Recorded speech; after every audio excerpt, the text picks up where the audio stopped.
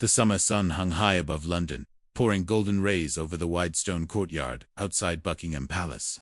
Tourists crowded the gates, their phones lifted high, each desperate to capture a glimpse of the famous changing of the guard. Behind the black iron bars, the scarlet uniforms of the royal guards gleamed like fire, and their tall black bearskin hats towered over the crowd like silent sentinels from another world. Their rifles rested firmly at their sides, their faces remained unshaken, unblinking, as though carved from stone. Among the buzzing crowd was a little boy named Oliver, about 8 years old, with soft blonde hair that curled around his ears. He wore an expensive navy blue polo shirt, pressed khaki shorts, and shiny leather shoes that had never seen mud. His parents stood nearby, whispering to each other and scrolling through their phones, barely paying attention to him. Oliver's father was a wealthy businessman, always dressed in tailored suits and always too busy for small things. His mother, with her diamond earrings glittering in the sun, cared more about taking the perfect selfie than guiding her son's behavior. Oliver was spoiled, used to having his way in everything. He was the kind of child who threw tantrums when told no, the kind who pushed others aside because he had never been taught patience. Today, surrounded by the hushed reverence of tourists who admired the royal guards, Oliver felt the urge to prove himself louder, bolder, more important than anyone else. He pressed his face against the bars of the palace gate, his small nose squishing against the iron, his eyes locked on one guard in particular, a tall black man with skin dark as polished ebony, standing ramrod, straight, rifle in hand, eyes staring ahead with disciplined stillness. The guard's presence was commanding, his uniform spotless, his boots gleaming. There was something noble, something unshakable about him, though he did not move a muscle. Oliver smirked. He didn't like being ignored, especially not by someone he thought he could mock. "Hey you," Oliver called out loudly, his high voice rising above the murmurs of the crowd. Some tourists glanced at him in surprise. His parents didn't even look up. The guard, as expected, did not move. Oliver's smirk deepened into mischief. "What's the matter? Can't you talk? You look silly with that big hat." He stuck his tongue out and wiggled it in exaggerated fashion, his little hands gripping the bars of the gate as if he were taunting an animal at the zoo. A ripple of awkward silence spread through the people standing close by. Several tourists frowned at Oliver's behavior, while others whispered, shaking their heads. One woman murmured, "Such disrespect," under her breath, but Oliver only grew bolder, enjoying the attention. "Bet you can't even move. You're like a robot soldier." He bent his arms stiffly and marched in a mocking, jerky walk behind the bars, imitating the guard with clumsy exaggeration. Some children in the crowd giggled nervously, but most looked away, embarrassed for him. The black guard remained motionless, his eyes fixed straight ahead. His expression did not flicker, not even for a heartbeat. He had been trained for this, to endure taunts, distractions, and childish games. He knew his duty was larger than any insult. His silence carried the weight of centuries of discipline. Yet, deep inside his chest, beneath the armor of composure, the guard felt something stir. It wasn't anger, not quite. It was something else, a quiet ache. He had worn this uniform with pride, carrying the honor of a long line of history, of sacrifice, of standing watch over a kingdom that didn't always acknowledge men who looked like him. And here was this boy, too young to understand, tearing at that dignity with a cruel childish tongue. The crowd's discomfort grew heavier. A man with a camera whispered, "Where are this boy's parents?" Another tourist said, "He shouldn't be doing that. It's disgraceful." Oliver noticed the attention but misread it. He thought the crowd was admiring him, impressed by his boldness. He puffed out his small chest proudly, and then he crossed a line. "You don't belong here anyway." Oliver sneered, his young voice dripping with arrogance he had learned from somewhere. He stuck his tongue out again, pulling down the skin under his eye with one finger in a childish, mocking face. "A guard should look important, not like you." Gasps rose from the crowd. A woman clapped her hand over her mouth. Even the tourists far behind began to murmur, the ripple of shock spreading like a wave. Still, the guard did not move. His rifle remained steady, his eyes locked ahead. But within him, something shifted. Not rage, but resolve. Oliver's parents finally noticed the whispers. His mother glanced up, frowning in annoyance at the crowd, not at her son. "What's going on?" she muttered, snapping another picture of the palace. His father sighed, "Ignore it. He's just being a boy." But the crowd could not ignore it. Dozens of eyes were now fixed on Oliver and the silent guard, waiting to see what would happen next. The air itself seemed to still, holding its breath. And then, with a precision so sharp it cut the silence, the black god shifted. It was a single step, a single movement of his boot striking the stone ground. With the weight of thunder, his rifle slammed against his shoulder as he turned sharply, his eyes finally dropping, locking straight onto Oliver. The boy's smirk faltered.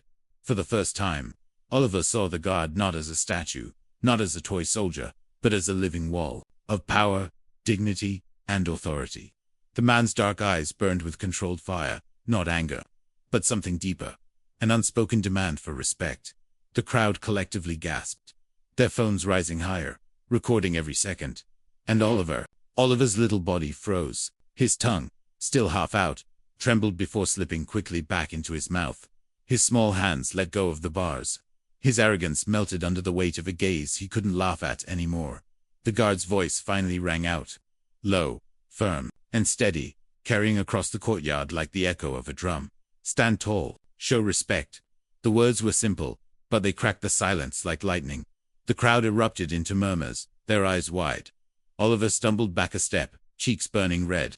For the first time in his young life, he felt the sting of shame, not because someone scolded him, but because deep down, he knew he had crossed a line too sacred to touch. And though Oliver didn't know it yet, what happened in the next few moments would stay with him for the rest of his life. The square had grown into a living sea of whispers and laughter, every voice rippling like waves against the marble steps of the palace. The boy still stood defiantly, his chest puffed out, convinced that the royal guard's refusal to react meant victory. He twirled back toward his companions, flashing a grin that said, "See, he's nothing." The other children laughed nervously, though their eyes flicked back to the towering guard who hadn't moved, his polished boots rooted in place like ancient stone. But the silence of the man was louder than the mockery of the crowd. Minutes passed, each one weighed down with an invisible tension. Tourists raised their phones higher, waiting for the breaking point. The boy, unsatisfied, turned again toward the guard.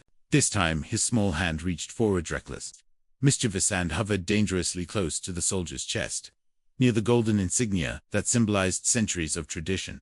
Gasps shot through the crowd like sparks. His fingers brushed the surface just the lightest touch before retreating, and that was enough. The guard moved, not violently, not even quickly, but with the precision of thunder rolling across a mountain.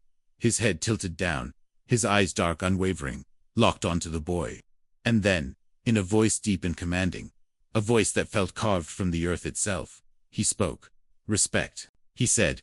Just one word, but it sliced through the square like a blade. The boy froze, his grin collapsing into a stunned expression. He hadn't expected a sound, he hadn't expected acknowledgement at all. The crowd hushed instantly. The cameras that had been recording suddenly felt heavier in the hands of those holding them, as though this moment no longer belonged to social media, but to history itself. The boy's father finally surged forward, yanking his son's arm. "What have you done?" the man hissed under his breath, but he too kept glancing at the guard, ashamed, unsettled. The arrogance drained from his face, leaving behind only embarrassment. The guard, however, didn't move again. His eyes lingered for a moment on the child, then rose toward the people gathered. The silence in the square was now profound, so deep it seemed the very statues carved into the palace walls leaned forward to listen. Then the guard shifted back into his stance, hands fixed, posture straight, face forward. He had said all that needed to be said, but the boy was trembling, not from fear of punishment, but from something stranger, something he had never felt before. The word still rang in his ears, respect. He didn't fully understand it, but it stirred something hidden beneath his childish arrogance, like a locked door rattling under pressure. The crowd began to murmur again, though now the tone was different. No one laughed. Instead, admiration, awe, and guilt passed between them. One elderly woman dabbed her eyes with a tissue, whispering, "Dignity," even in insult.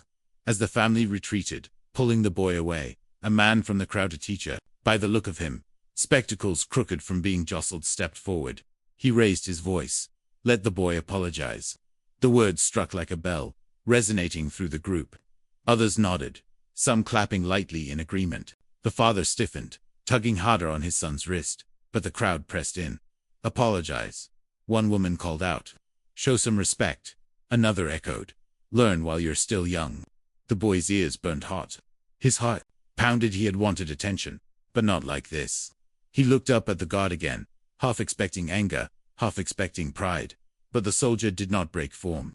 He stared forward, beyond everyone, as though neither insult nor apology could ever sway his duty. That indifference cut deeper than anger could. For the first time in his short life, the boy realized he was the smallest thing in the square. His little act, meant to make him powerful, now weighed like a stone on his shoulders. Slowly, hesitantly, he turned toward the guard again. His lips parted. A faint, trembling word slipped out. I'm sorry. It wasn't loud. It wasn't proud. But it was real. And the moment it left his lips, a hush fell across the crowd again. The teacher smiled faintly. The elderly woman sighed. And even the father, though humiliated, eased his grip. The guard still did not look down. His silence was its own acknowledgement, a quiet acceptance of the apology, without degrading the boy. Further, it was dignity in its purest form. The boy's heart twisted. For the first time, he felt the weight of respect not demanded, but earned, silently, patiently, and though his young mind could not yet fully grasp it, something inside him shifted permanently. But the story did not end there, because that single apology would echo far beyond the marble square. Among the crowd, hidden behind his camera, stood a journalist. His lens had captured everything. The insult, the silence, the single word respectand, the trembling apology. That footage would not remain in the square. It would travel, ignite discussions, challenge perceptions. And in the days to come, the boy would learn that sometimes the smallest acts, even shameful ones, can grow into lessons that change lives. The boy thought the square had swallowed the moment. He thought, as his father dragged him away, that once the crowd dispersed, the shame would vanish into thin air. But he was wrong, because hidden among the murmurs, behind the hundreds of raised phones, the moment had already been captured, unedited, eternal. That night, when the city lights shimmered over rooftops and car horns sang their restless chorus, a video hit the internet. Its title was simple: Boy Insults God. But watch what happens next. It spread like a spark in dry grass. At first it was just the tourists sharing among themselves, sending it to friends with captions like, "Unbelievable moment," or "Wait for the ending." But by dawn, it had jumped across continents. 1 million views. Then 2. By noon, it had crossed 10 million. The silence of the guard, the single word respectand, the trembling apology of a child, became the most replayed 30 seconds on the internet. News anchors debated it. Teachers played it in classrooms. Pastors spoke of it in Sunday sermons. The word respect printed on t-shirts, spray-painted on alley walls, and echoed in hashtags across every platform. What struck people most wasn't the arrogance of the boy, but the restraint, the dignity, the composure of the man who could have reacted with fury, but instead held the entire square with a single word. The boy's face, blurred in some versions, but clear in others, became a subject of fierce conversation. Some condemned him, calling him spoiled, a symbol of how the younger generation was losing their values. Others defended him, saying he was just a child, and that the beauty of the moment was in his apology. But no one ignored him. He had become, unwillingly, a mirror for millions of strangers. At school the next week, whispers chased him down the hallways. Friends who once admired his boldness now looked at him differently. Some mocked him, some avoided him. One classmate shoved a phone in his face, replaying the guard's booming voice, "Respect." His cheeks burned hotter than fire. At home, his parents argued. His mother scolded his father for not stopping him sooner. His father barked back, blaming her for raising a child who didn't know boundaries. But in the middle of their voices, the boy sat silently, staring at the flickering television that replayed his shame for the world. And yet, something strange began to happen. Late at night, when the house was quiet and the world outside buzzed with gossip, the boy replayed the video himself, over and over. Not the part where he mocked, not the part where the crowd laughed, but the moment the guard spoke. Respect. The word carried a weight he could not put down. It was not anger, it was not hatred. It was something stronger, purer. It was like being called into a world he had never known. He began to notice things differently. At school, when a janitor swept the floor, he no longer walked past carelessly. He hesitated, sometimes even whispered a shy thank you. At home, when his mother asked for help setting the table, he found himself standing quicker than before. When his father spoke, he actually listened. Though he didn't always understand. The world still mocked him, but the lesson had taken root. Meanwhile, the guard himself remained untouched by the storm. Reporters camped outside the palace gates, desperate for an interview. What were you thinking in that moment? They asked. Why did you only say one word? But the man never broke form. Day after day, he stood his post, silent, unmoved, as if he had never even heard of the viral video that had made him a global symbol of discipline and dignity. And perhaps that was why the world admired him even more. The boy, though, could not escape. Invitations poured into his father's inbox. Talk shows, interviews, reality TV appearances. His parents saw opportunity. This could make us famous, his father whispered greedily. We'll tell the world you learned your lesson. But the boy wasn't sure. Fame was no longer the dream. He didn't want applause. He wanted to understand. One night, unable to sleep, he scribbled in his notebook 3 words, written again and again, until the page nearly tore. What is respect? The question haunted him more than the laughter of the crowd or the sting of his father's grip. He felt as though the guard hadn't just silenced him. That day he had planted a seed inside him. A seed that demanded to grow, even if it broke through the stone walls of arrogance that had once surrounded him. And so, the boy made a decision. A decision that would lead him back to the marble square, back to the towering man in uniform, back to the place where his arrogance had been stripped away. This time, however, he would not come to mock. This time, he would come to listen. The boy waited until dawn. The city was still half asleep when he slipped out of the house, his notebook pressed tight against his chest. He had written and rewritten the same words, all-night questions he didn't dare ask anyone else. His parents would only argue. His classmates would only laugh. But the guard had answers. He could feel it. The streets were damp from a midnight drizzle, and the marble square gleamed faintly in the pale light. It looked almost holy, like a cathedral without walls. And there, just as before, stood the guard, unmoved, unshaken. A statue, wrapped in flesh and duty. For a long moment, the boy didn't dare step closer. The memory of that laughter, the silence, the booming word that had cut him open flashed in his mind. But then he remembered why he had come. His feet carried him forward until he stood only a few feet away. Looking up at the towering man, the guard's eyes didn't move. His posture didn't shift. But somehow, the boy felt seen. He swallowed hard, opened his notebook, and whispered, "Sir, what is respect?" No answer. The boy's voice trembled. "Please, the whole world is talking about it. They think it's just a word you said. But I know it's more. I need to understand." The guard remained silent. Only the sound of pigeons flapping across the square filled the morning air. The boy clenched his fists, frustration bubbling. But then he remembered this was a man who had silenced him once, without anger, without effort. He could not demand. He could only wait. Minutes passed, maybe hours. The boy lost track. His legs ached from standing, his throat dry. And then so subtly, he almost thought he imagined if the guard's lips moved. "Respect," he said again, but this time softer, like a ripple across still water. The boy leaned closer. "Respect," the guard continued, "is not for the uniform, not for the stone walls, not even for the crown." His voice was steady, carrying the weight of centuries. "Respect is for the unseen, the hands that build, the hearts that endure, the lives you do not notice until they are gone." The boy's chest tightened. He thought of the janitors at school, the servers in restaurants, the drivers who opened his family's car doors. He thought of how many times he had brushed past them, eyes fixed upward, never downward. The guard finally turned his gaze, slow, deliberate, piercing. The boy felt as if those eyes looked through his skin and straight into the marrow of his bones. "You thought you were above me," the guard said. "But respect is knowing there is no above. Only different duties, different burdens, each as heavy as the next." The boy's throat stung. He wanted to speak, but no words came. Only tears welled at the corners of his eyes. He had never cried in front of a stranger before. He let them fall anyway. The guard did not soften. He did not comfort. But in his silence, there was something stronger than kindness-truth.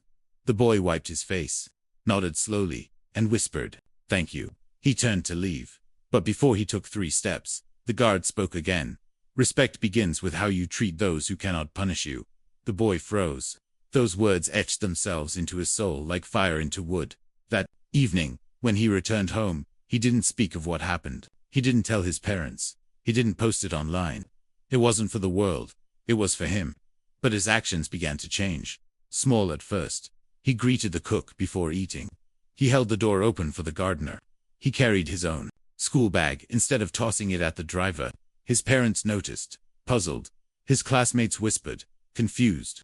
But the boy didn't care. For the first time, he wasn't acting to be seen. He was acting because he had seen Dot, and somewhere, standing, silent as ever in the marble square, the guard knew. Years passed, like pages turning in a book. The boy, once arrogant and untamed, had grown taller, broader, and far quieter than his younger self. His classmates, who once remembered him for his mischief, now saw him differently. He was the one who listened when others spoke, the one who held his anger like a soldier holds his rifle steady, never reckless. He had not forgotten the day in the square. He had not forgotten the silence that cut him deeper than any punishment could.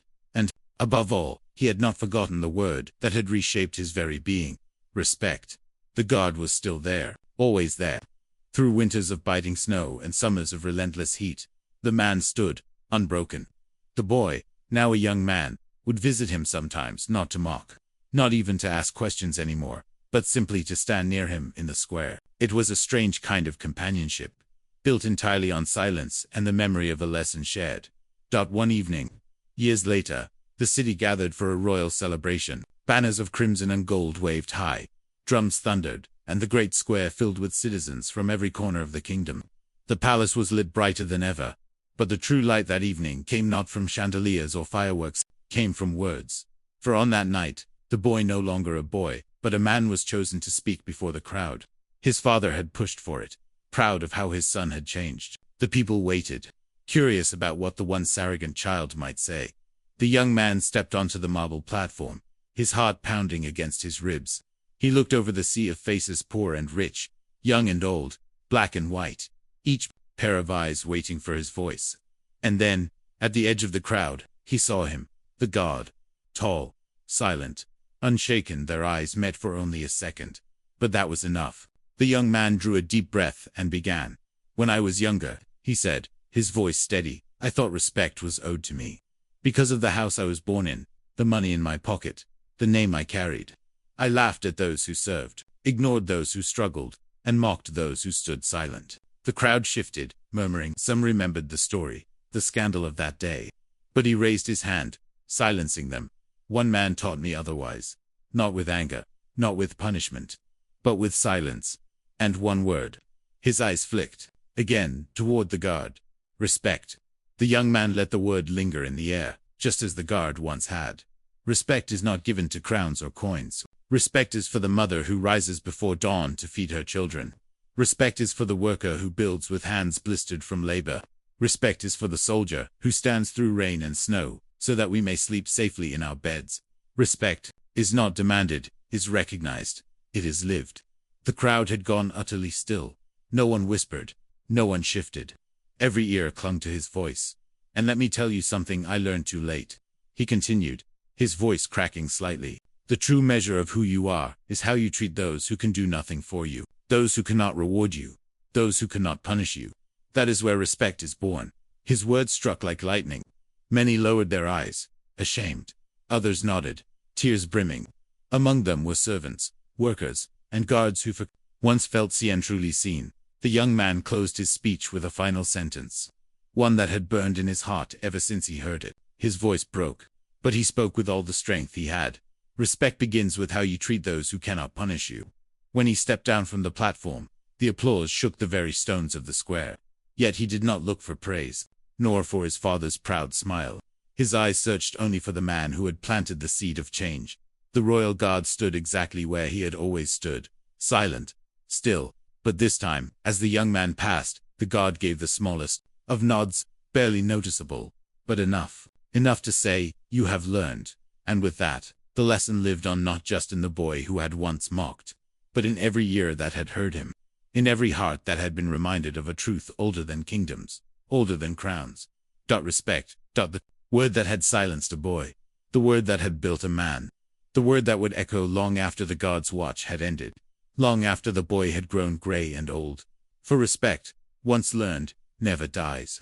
It lives on in actions, in choices, and in the quiet, unshakable presence of those who taught it.